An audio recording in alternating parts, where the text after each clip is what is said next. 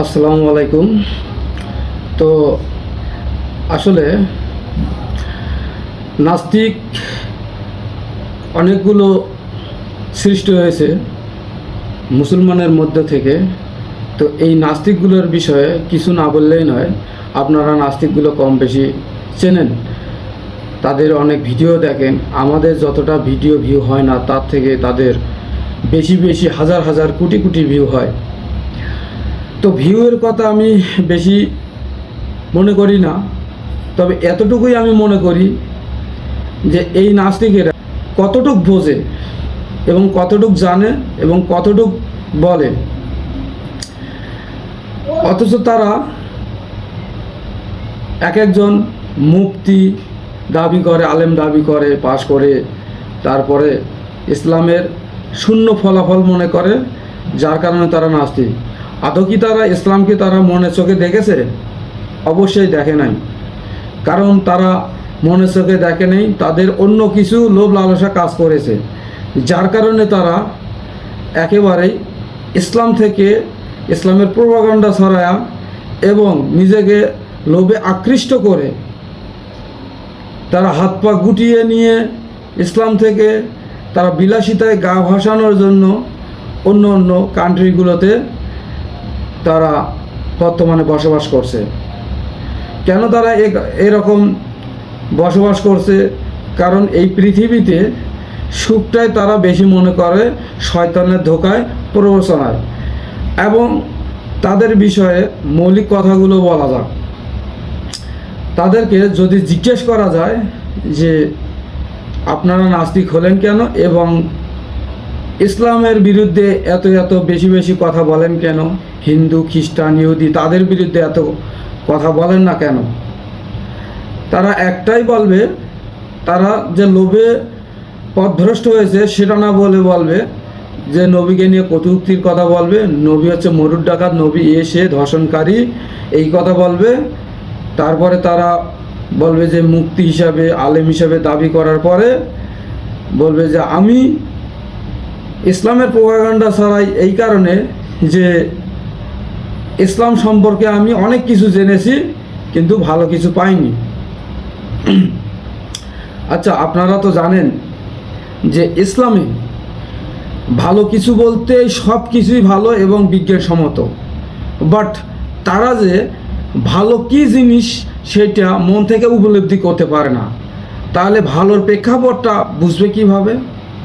তারা বলবেই যে আমি মুক্তি হয়েছি, ইসলাম সম্পর্কে অনেক করেছি, হ্যাঁ আমি ইসলাম সম্পর্কে জানি, নেগেটিভ ছাড়া ইসলামে কোনো পজিটিভ নাই।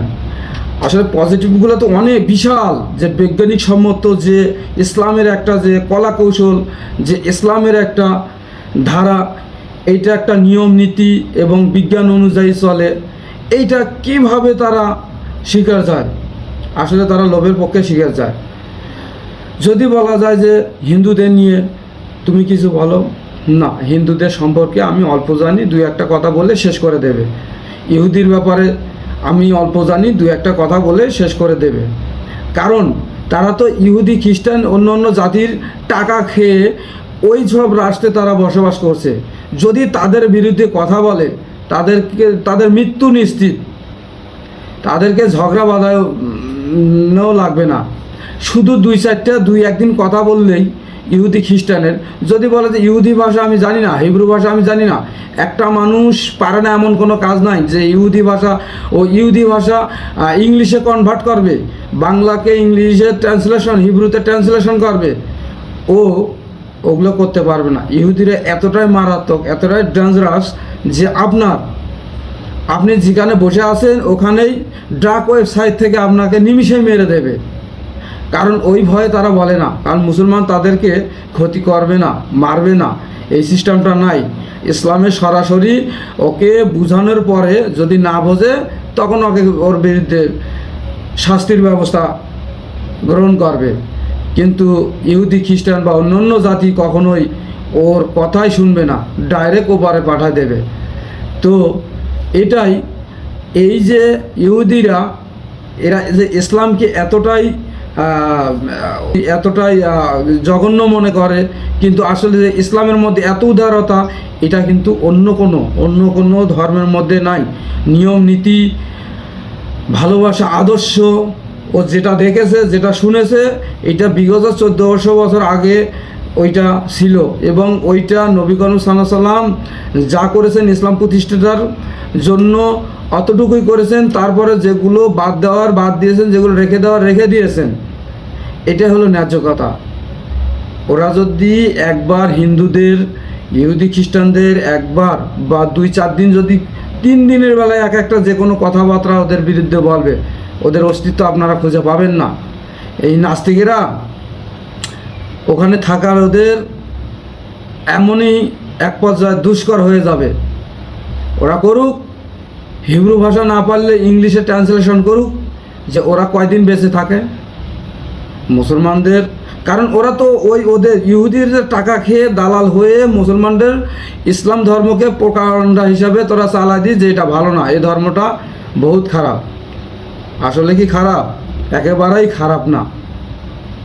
এটা হচ্ছে আমাদের জাগ্রত হওয়ার, মন ভালো করার, মনকে বড় করার, মনকে বিশালতা তৈরি করার ধর্মের নামে হচ্ছে ইসলাম। আর ইসলাম মানেই শান্তি। আর শান্তিটাকে মানুষ কখনোই, আপনারা বাঙালি ভাইরা জানেন যে স্বাধীনতা অর্জন করার চেয়ে রক্ষা করাটা অনেক কঠিন।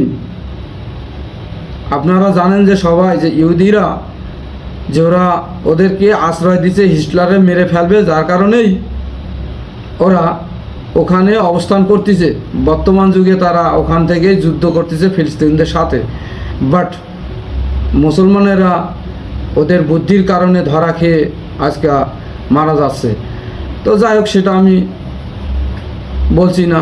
তবে একটা কথাই বলছি, আপনাদের নাস্তিকদের থেকে সোচ্চার হন, ওদের থেকে আপনারা দূরে থাকুন, এবং আপনারা সবসময় ভালো থাকুন, সেটাই দোয়া করব। এবং এটাও বলে যাব, নাস্তিকরা ইহুদি খ্রিস্টানদের অর্জিত টাকা খেয়ে আজকে ইসলামের প্রোপাগান্ডা ছড়াচ্ছে।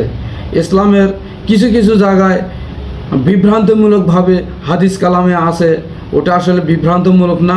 ওটা বুঝতে হবে, মনে চোখ দিয়ে বুঝতে হবে যে ওটা কী বলেছে। নবীকে ধর্ষক বলে প্রমাণস্বরূপ, নবী 4-10টা বিয়ে করছে, সে কী কারণে বিয়ে করছে সেই জিনিসটা আগে বুঝুক। মনে চোখ দিয়ে বুঝলে অবশ্যই বুঝবে। তো আপনারা সবাই ভালো থাকবেন। আসসালামু আলাইকুম।